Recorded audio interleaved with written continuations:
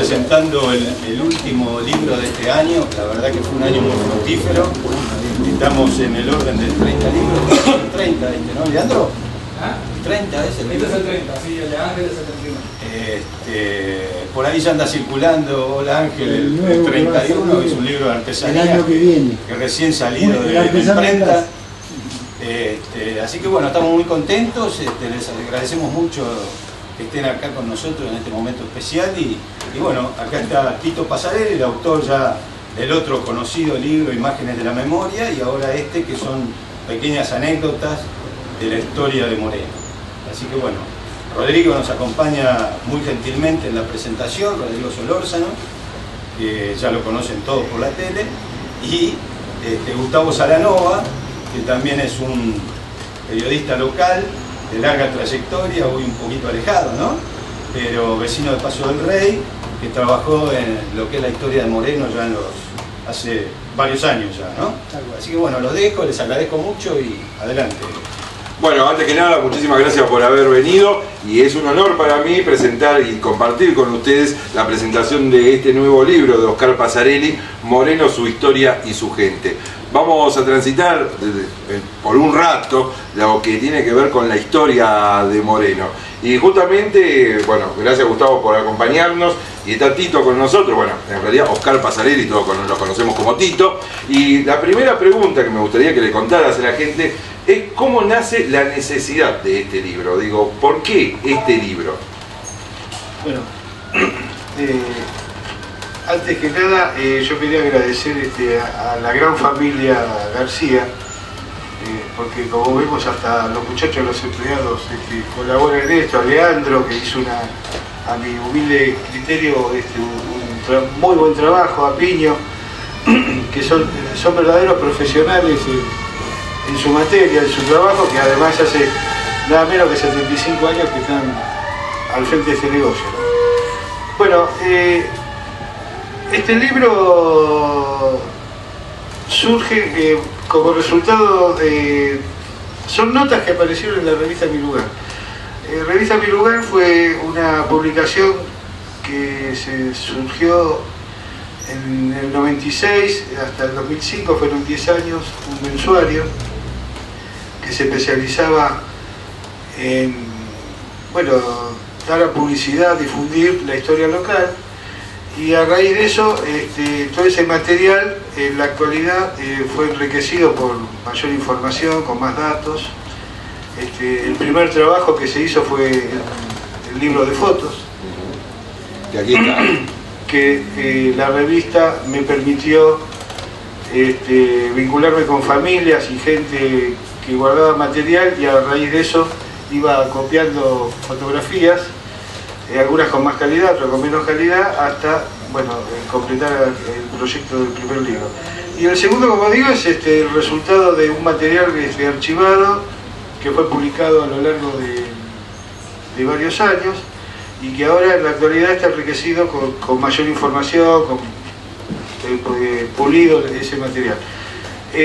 Hay algunas notas que permanecían inéditas, como la del ferrocarril, que además algunas notas son simpáticas, como la del primer propietario de la Sierra de Moreno, que fue el adelantado Juan de Torres de Vera de Aragón, cómo logra ser adelantado, cómo Garay funda la ciudad de Buenos Aires y cuál es la relación con nuestro partido.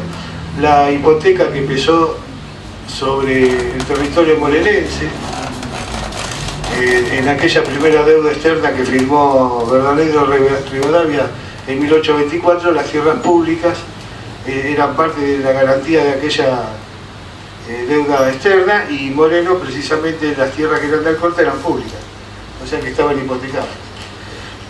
Bueno, todo ese material fue incorporado en este libro, que no habían sido publicadas en la revista.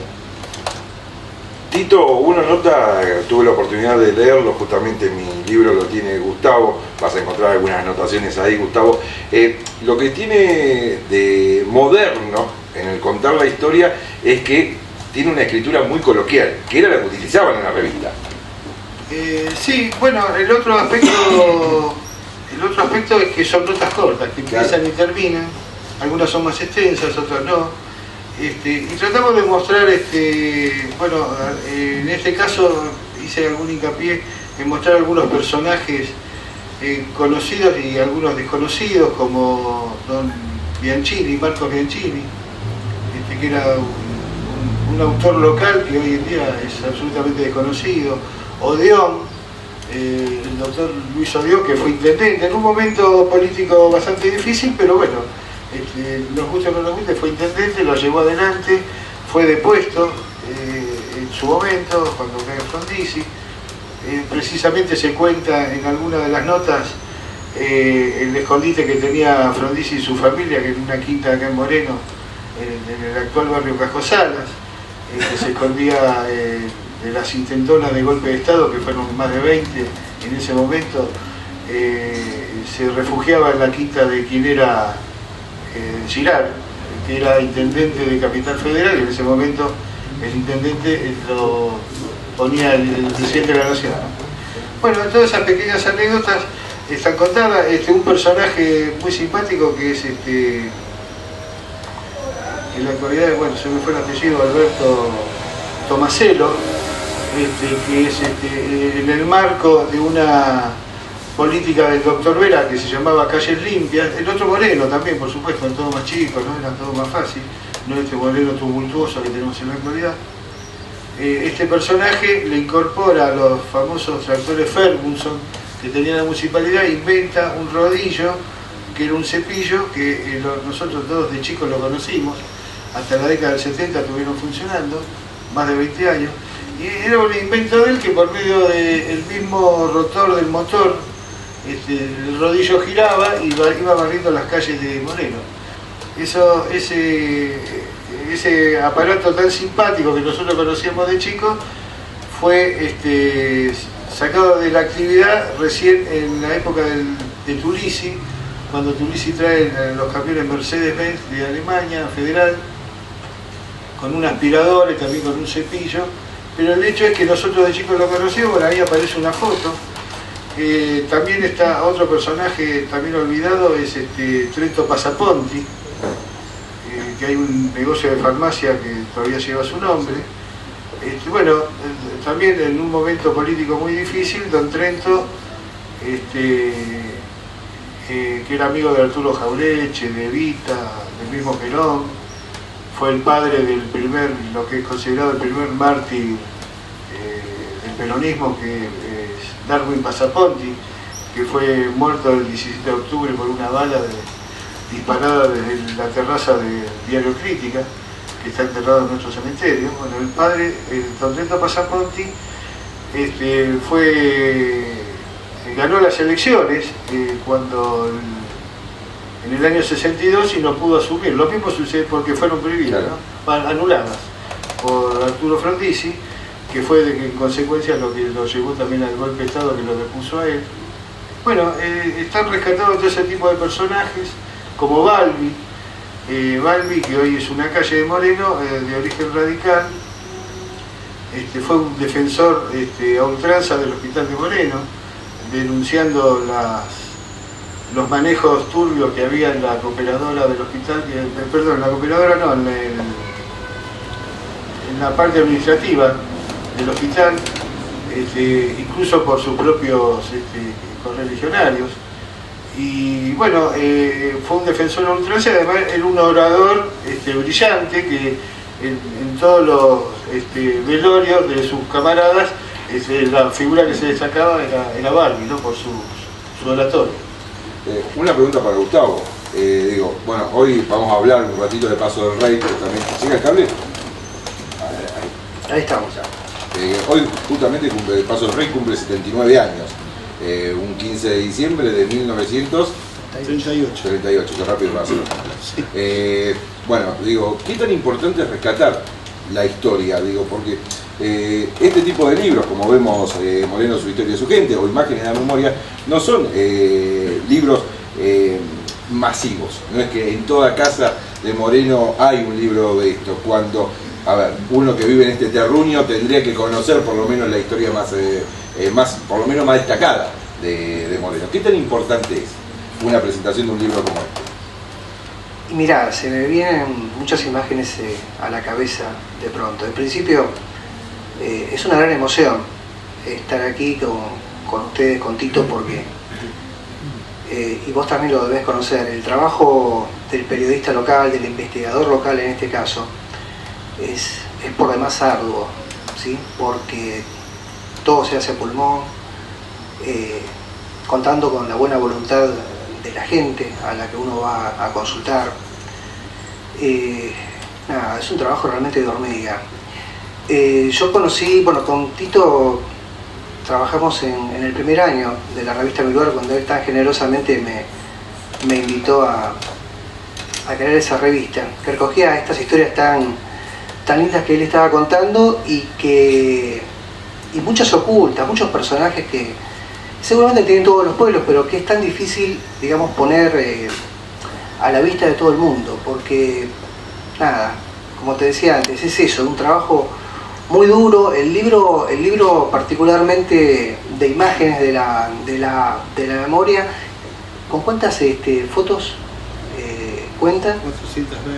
420 de casi 1000 que vos me contaste que había juntado. Y es un trabajo que se hace casa por casa, porque lamentablemente, y a mí me consta que él en su momento ha ido a tocar todas las puertas de los estados municipales, provinciales, y nada, y todas se cerraron, ¿no? Hasta que finalmente, nada, cuenta con la decisión y el amor que uno tiene por el lugar donde vive para difundir estas historias que, bueno, a pesar de todo salen a la luz, ¿no? Y debieran tener apoyo del Estado, porque estos libros deberían estar en todas las bibliotecas públicas de las escuelas de la localidad, claro, porque bueno, por ahí está mi mujer, que es docente de otra localidad del Gran Buenos Aires, pero que seguramente deben tener los mismos problemas, ¿no? Que se enseñan historias a nivel internacional, a nivel nacional y a nivel provincial, pero muchas veces no se conocen estas pequeñas grandes historias de nuestra patria chica, ¿no? Así que nada, yo no les quiero robar protagonismo a Tito, que es su día, pero nada, reiterar eso, me da una gran emoción estar acá compartiendo esta tarde con otros vecinos de Moreno, porque esto tiene un valor importantísimo, ¿no? Y que es fruto justamente del amor, el amor que en este caso Tito y tantos de los que estamos acá tenemos por el lugar en donde nos criamos. Yo lo que podría agregar, ¿sí?, con relación a este tema es que nuestro Moreno está conformado, sobre todo en los últimos años, por una nueva vecindad. Por una nueva vecindad, mucha gente nueva que se ha llegado, que es lo común en el Gran Buenos Aires, por otra parte, ¿no? Pero es lo común en el Gran Buenos Aires y en nuestro Moreno, mucha gente nueva que de alguna manera está desarraigada, en el sentido que es mucha gente de provincia, mucha gente de países vecinos como Paraguay, Bolivia, que no conocen. Y concretamente yo, desde mi punto de vista, creo que la única manera de querer al lugar donde uno decidió vivir, criar a sus hijos y desarrollar su vida es, bueno, conociendo. Y un poco el sentido es ese, dar a conocer nuestra historia. En el prólogo de alguna manera se dice que, digamos, estas historias están escritas desde acá, desde el Moreno, hacia afuera, ¿no? No desde lo grande hacia lo chico, sino al revés, desde lo chico hacia lo grande. Y se inscriben en la gran historia nacional. Bueno, también tengo que reconocer que está Hernández aquí, también un escritor y un historiador que también contribuye a la historia de Moreno. Bueno, también está el rector de la universidad, Hugo Andrade, allí. Es tan importante, bueno, justamente en esto que decía Gustavo, digo, la interrelación entre las instituciones públicas y aquellos que cuentan un poco la historia de Moreno. Y justamente para mí, y bien lo decías vos, para el periodista local, Tito es una referencia. Digo, cada vez que hacemos un trabajo de investigación, y Tito te lo puede decir, vamos a buscarlo a Tito, para que nos cuente lo que generalmente nos da el puntapié inicial de una investigación. Pasó cuando se cumplieron 30 años de democracia, que hicimos un programa especial, y que Tito nos dio la columna vertebral del informe. Digo, después, la contribución, como vos bien decías, de un montón de personas que nos fueron acercando fotos. Por ejemplo, Pantera Ramírez, que es un abogado de aquí de Moreno, que seguramente lo conoces, me facilitó todas las boletas que él guarda desde el 83 para la fecha todas las boletas de todos los partidos políticos que participan en una contienda electoral, y Pantera nos facilitó esas imágenes. Digo, y recién escuchábamos pasar a los bomberos, por ejemplo, acá, ¿no? Y la historia del nacimiento de los bomberos voluntarios nace acá a una cuadra. Contanos. Sí, bueno, surge como resultado del incendio en el año 50, octubre del 50, de la parroquia. Se produjo a la madrugada un cortocircuito y lo que era la acción católica, había un cine, y bueno, se prende fuego la parroquia. A raíz de eso, bueno, la parroquia, incluso los efectos del incendio perduraron hasta la época del padre Juan Rossi, que era ya fines de los 60, se veían todas las paredes negras del humo de aquella época. Bueno, y a raíz de ese incendio es que toma un grupo de vecinos, toma la iniciativa, porque no existía un cuerpo de bomberos que pudiera defendernos de un desastre de esas características. Y bueno, a raíz de eso, de la propia voluntad de un grupo de vecinos, surge el Cuerpo de Bomberos Voluntarios Moreno, ¿no? Que también está contado en ese caso. Claro, justamente en ese caso. Y fue cambiando de sede los bomberos. Sí, bueno, en principio empezó a funcionar en la comisaría y se llamaba Los Bomberos por medio de bombas de estruendo. El doctor Vera ofreció, era la época del gobierno del doctor Vera, ofreció un camión tanque que se usaba para tirar agua en las calles de tierra para que no se levantara la polvareda, que todavía está, el cuerpo de bomberos lo tiene, un marca internacional. Y después pasó el cuerpo de bomberos a funcionar frente a una casa familiar, no me acuerdo la familia, ahí está nombrada, que fue uno de los principales promotores de la creación de los bomberos, sobre la calle Alcorta, a pocos metros de la calle Vera, frente a la vía. Ahora hay una carnicería o algo así en ese lugar. Y después pasó, el otro domicilio fue lo que hoy es el Teatro Marechal, que en ese momento era el Cine Teatro París, hasta que en los años 60, ya con un desarrollo más grande del Cuerpo de Bomberos, pasó a ocupar ese triángulo donde está en la actualidad, que en una parte, en esa época funcionaba, donde hoy está el Colegio Industrial, funcionaba la Escuela 17, la primaria 17, y después con posterioridad lo ocupó la Escuela Industrial y bueno, el Cuerpo de Bomberos que ocupó la parte que le corresponde, ¿no? La primera autobomba tuvo una participación especial justamente en Paso del Rey. En Zócola, la fábrica Zócola, hubo un incendio, sí, la industrial, un incendio bastante importante en el 54, me parece. Y 55. 55. Y tengo la foto, en el libro está publicada, la foto es se estrenó una máquina que tiraba, con 6 mangueras tiraba agua, y bueno, el bautismo de fuego de los bomberos fue precisamente en la industrial de Paso del Rey. Allegrini se llamaba. Allegrini, exactamente. La familia Allegrini fue uno de los principales impulsores de la creación del Cuerpo de Bomberos. Vamos a seguir adelantando algunas historias porque la idea es que después compren el libro, no vamos a andar quemando. Porque, a ver, esa es la idea. Sí. Pero me gustó una historia particular que fue Borges. Borges, bueno, sí. Bueno, Jorge Luis Borges en una sola oportunidad visitó Moreno, que se hizo presente en una conferencia en el actual Instituto Rojas. En ese momento, bueno, el Colegio Rojas surge como producto de un grupo de vecinos, fundamentalmente del Rotary Club de Moreno, que crea un colegio secundario y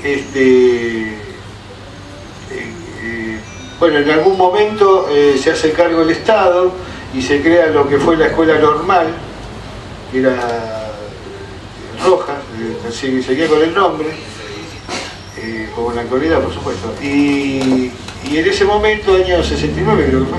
Año 31 de octubre del 69. Sí, Borges se hace presente en una conferencia y bueno, fue...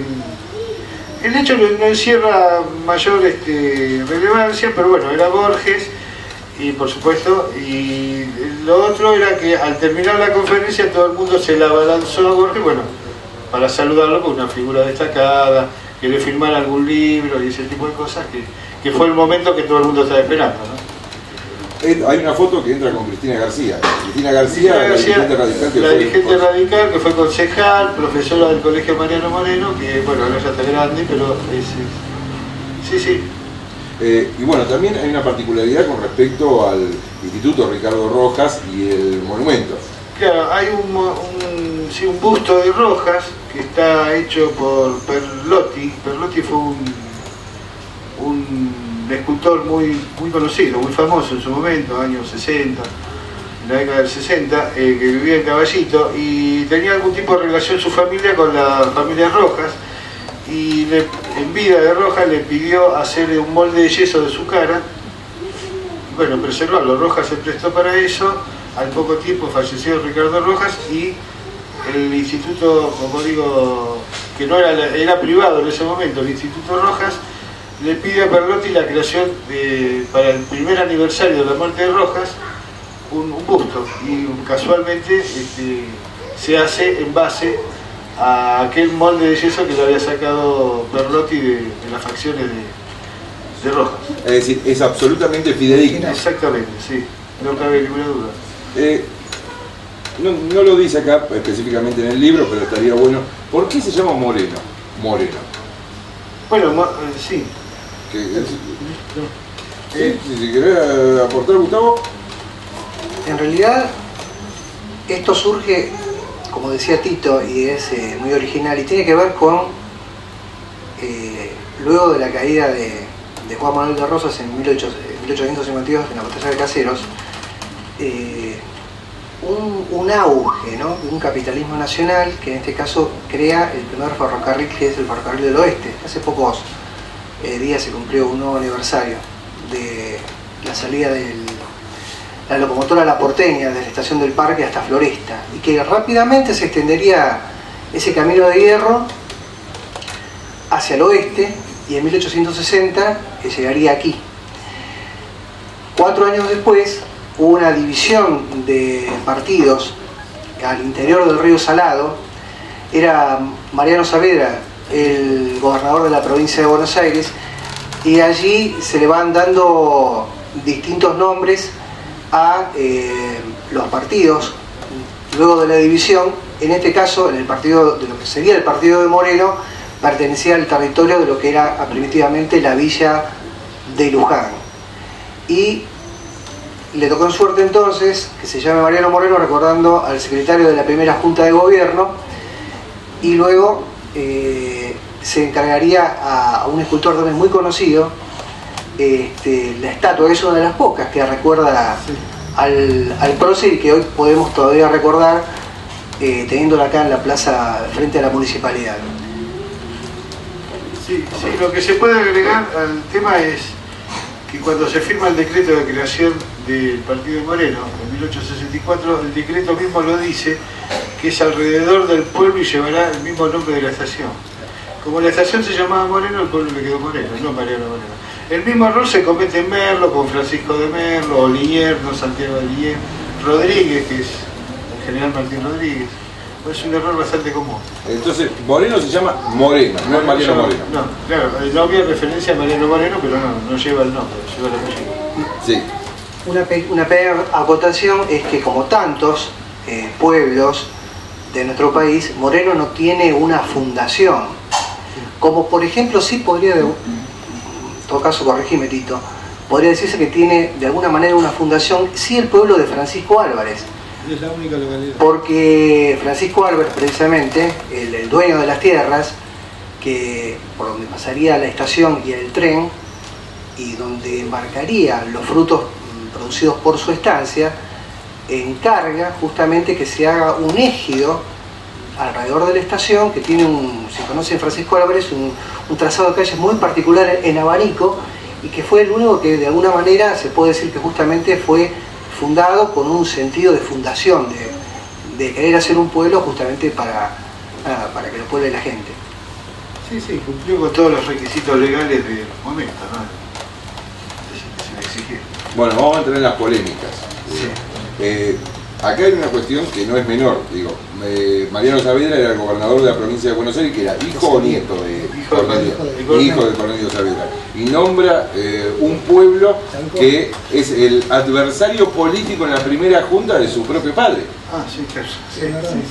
Bueno, y la otra polémica es Sarmiento Alcorta. Eso me lo sopló Leandro. No, hay un... Claro, eso tiene que ver con... Bueno, una de las notas que aparece, que permanecía inédita, que aparece en el libro, y que es una de las más extensas, tiene que ver con la inauguración de la estación, que es lo que le da vida al pueblo de Moreno. O sea, Moreno se funda se crea porque se funda la estación de Moreno, la estación ferroviaria. Lo que le da vida es el ferrocarril. Lo que está contado de una manera, la nota se llama la estación Moreno y el ferrocarril. Está contada todo el desarrollo, rápidamente, desde la inauguración de la estación del Parque, en donde hoy está el Teatro Colón, hasta la llegada del ferrocarril a Moreno y la creación de la estación. Y está contado todo, estación por estación, todo el desarrollo de todos los avatares que sufrió la comisión del ferrocarril, para que nadie tenía la menor idea de cómo era un tren, ni siquiera ellos. Inclusive se equivocaron en la trocha. Claro, tenían comprado los rieles, pero no tenían la locomotora. La locomotora pasó ahora, por el puente de Luján, de la Universidad de Luján, lo hicieron más a costo que los vagones de Otrega. Claro. Así que pasó hace 150 años, claro. Pasa hoy. Claro, lo que decide la trocha es la locomotora que compraron, claro. ¿No? Bueno, compraron rieles en Francia que no servían, hasta que en Inglaterra, bueno, toda una serie de avatares. Hicieron rieles de madera inclusive. Un riel, el ingeniero inglés decidió, como no tenían, estaban esperando el barco que no llegaba, decidió forrarlo en chapa y por supuesto fue un fracaso, que hubo un descarrilamiento. Bueno, lo de Sarmiento Alcorta tiene que ver con que inaugurada la estación de Moreno, Alcorta era senador, recordemos eso, muere en 1862, y Sarmiento era ministro. Decide Sarmiento presentar un proyecto de... Sarmiento estaba obsesionado con las colonias norteamericanas que había conocido él en Norteamérica y quería hacer lo mismo acá, que un poco fue lo de Chivilcoy. Él quería fomentar la pequeña propiedad agraria para trabajar la agricultura y la ganadería, y se encontró con que estaba todo dividido en grandes latifundios. Entonces presenta un proyecto de expropiación de 1500 metros a los dos costados de la vía hasta Chivilcoy, lo cual afectaba de manera directa a Alcorta, porque le expropiaba, era un kilómetro y medio. Era su propiedad, claro, a los dos costados de la vía. Entraba en eso, entraba Álvarez, ¿no? del otro partido. Entonces, Alcorta, siendo senador, se opone tenazmente y como en esa época la política se difundía en los diarios del momento, ahora se usa la televisión, pero en ese momento eran los diarios, comienza una polémica entre Sarmiento y Alcorta, que es conocida como los escritos económicos de Alcorta, que es lo que da a conocer Juan Carlos Ocampo. Incluso hay un libro, dos libros, son dos tomos que después con los años Santiago Alcorta lo publica. Yo lo vi a la venta en internet no hace mucho. Creo que está publicado 2 veces. Santiago Alcorta, su hijo, para difundir la obra del padre, lo reedita ya muchos años después, ya prácticamente en 1902 por ahí. Bueno, en síntesis, en esa polémica entre Sarmiento y Alcorta termina acusando a Sarmiento de comunista. Nada menos que... Bueno, después todo eso va a la Cámara, en la Cámara de Senadores gana la propuesta de Sarmiento con un único voto en contra, que es el de Alcorta, por supuesto, y cuando va a la Cámara de Diputados el proyecto es rechazado y queda en la nada. Pero bueno, mientras tanto Alcorta salió en defensa de sus intereses. Y teníamos un Sarmiento comunista. Claro, sí. Bueno, eso está contado acá en el libro, que creo que es también está la actitud diferente que tomaron los propietarios. Había 2 o 3 grandes propietarios de lo que la actualidad es Moreno, que el primero es Juan Rosalío Casco. Juan Rosalío Casco lo que hace es primero vender todas las tierras cercanas a la vía, pues no quería tener nada que ver con el ferrocarril porque era algo muy novedoso y además, claro, sí, un estanciero a la vieja usanza, ¿no? Y lo que se puede decir es de estirpe rosista. Y vende toda más allá de que significó un negocio porque vendió la tierra, pero el tema es que él se aleja del ferrocarril. Alcorta, cuando lo primero que hace es dividir y lotear. Y después está el más grande propietario de Moreno, que era Álvarez, Francisco Álvarez, que se negaba tenazmente a entregar la franja de tierra para el tendido de rieles, para la continuación hacia Luján, y bueno, hubo que insistirle por medio del juez de paz de Luján, porque Moreno en ese momento pertenecía a Luján, y hasta que bueno, finalmente cede, y lo que logran es dividirle, le rompen la unidad económica que significaba un campo entero, ¿no? Tiene 2 campos alrededor de la vía. Hoy nos preguntaban en la página web por el tranvía en Paso del Rey. Nos preguntaban por dónde pasaba. ¿Te acordás? Sí, bueno, no era... la gente lo llamaba tranvía. Eran 3 carritos con sistema de Cauville francés, de trocha muy pequeña, todavía están marcadas. En el puente grande viejo de la calle Centenario está marcado en el piso por medio de adoquines el ancho de la trocha. Bueno, precisamente eso era en época del molino harinero,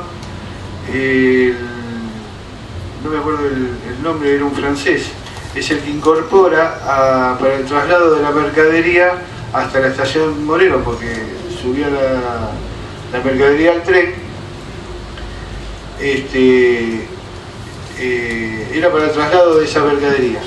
Cuando el molino harinero se cierra, también producto de un incendio, y la firma Zócola, González y Regule instala su fábrica textil, ese tranvía se siguió utilizando, pero también con el mismo objetivo de trasladar mercadería hacia el ferrocarril y del ferrocarril hacia la fábrica en Paso del Rey. Entonces salía de la actual diagonal La Industrial, que es la continuación de Justo Adrán, pero del otro lado de la vía.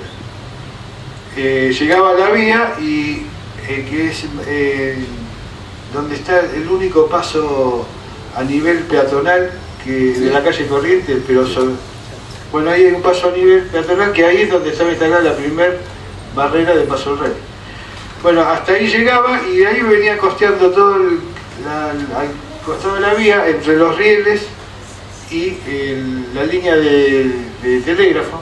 En el medio venía el tranvía a caballo hasta la calle Uruguay, que había una tranquera.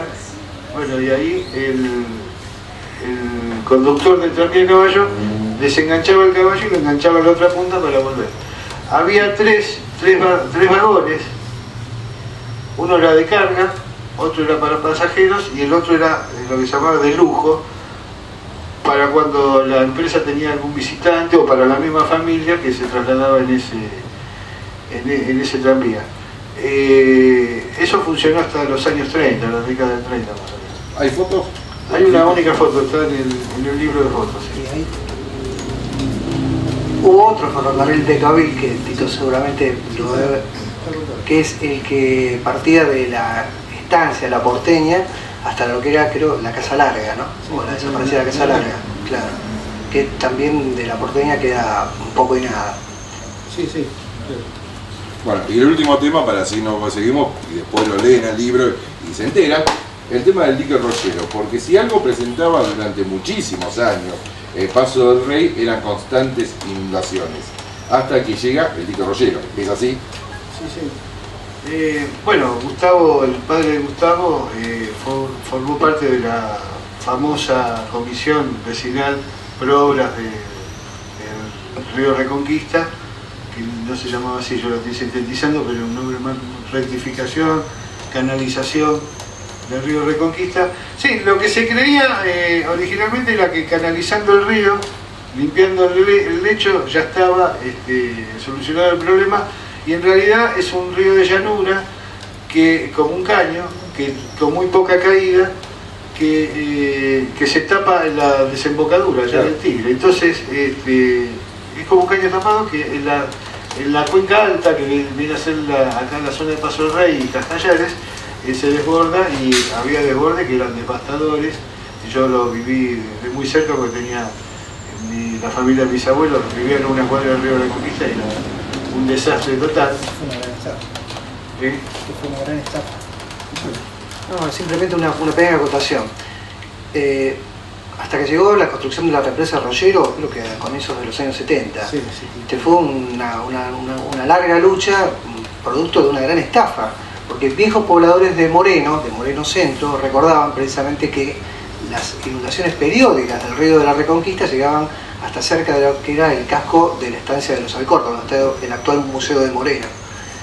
Y decía que era una gran estafa porque mucha gente con necesidad de un lugar para vivir venían de distintas zonas a los loteos que se hacían en lo que es hoy el partido de Moreno y en la zona de Paso del Rey, en zonas que eran abiertamente inundables.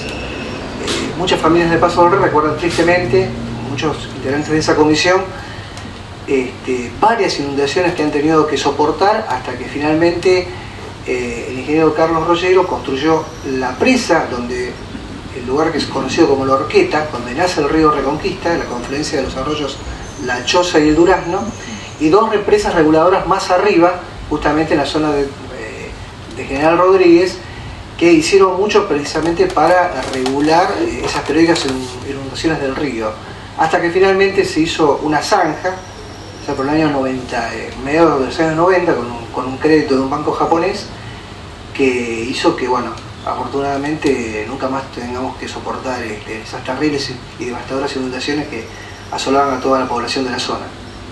¿Cuánto demandó la construcción de la presa? Presa? Sí, es el nombre de presa. Sí, bueno, el proyecto nace con una visita está contada la historia acá, de Allende a Moreno en la época justamente del intendente Odeón, que es lo que hoy llamaríamos un piquete. Un grupo de vecinos de la zona sur paran el coche del gobernador sobre el puente del río, del lado norte, y lo invitan a los gritos a ir a la escuela 9, donde estaban todos los vecinos reunidos, claro. Menos mal que no ocurrió ahora, porque se hubiese llevado una bala de plomo los vecinos. Claro. No, de todos modos fue todo de muy buenos modos, y el propio gobernador se ofreció, claro, los tiempos cambiaron. Claro.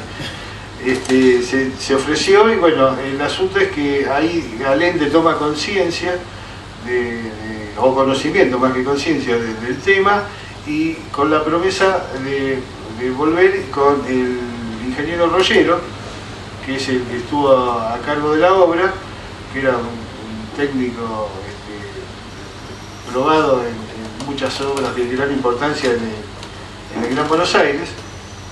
Bueno, y a partir de ahí, en el año 59, comienzan una serie de reuniones periódicas con la Comisión del Río, que era el motor de todo esto, que nunca le aflojaron a ningún gobernador, inclusive legales o ilegales, electos o de facto.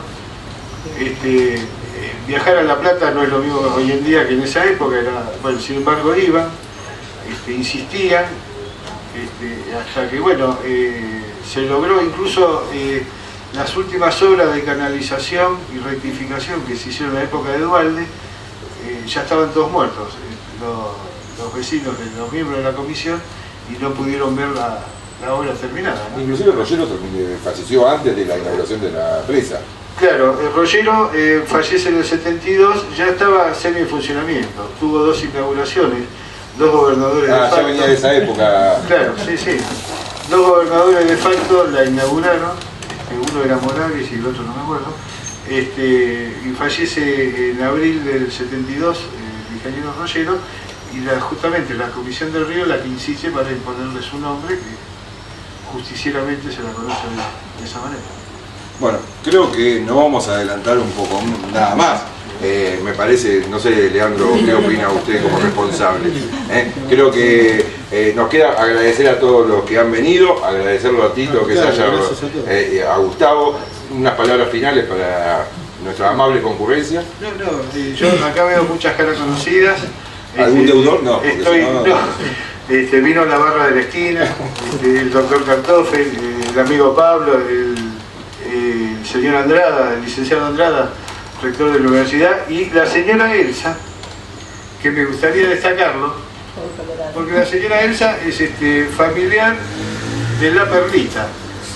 Bueno, es una historia que también no la quise adelantar, claro, porque es una linda historia. Claro, digamos. La Perlita... ¿Quieren saber por qué La Perlita se llama La Perlita? Claro.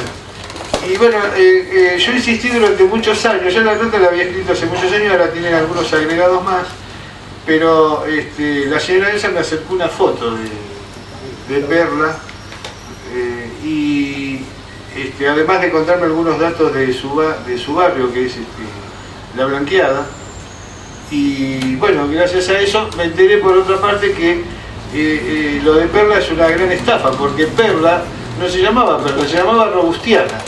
Y como no le gustaba que la llamaran de esa manera, un conocido le puso Perla y le quedó Perla para toda la vida. Y es así que nuestro barrio se llama Perlita gracias a ella. Bueno, pasó con Libertad de Blanca también. Claro, sí. Bueno, todo eso está contado acá. Le agradecemos muchísimo a Gustavo, Tito, a la familia García y a todos ustedes por haber venido. Muchísimas gracias.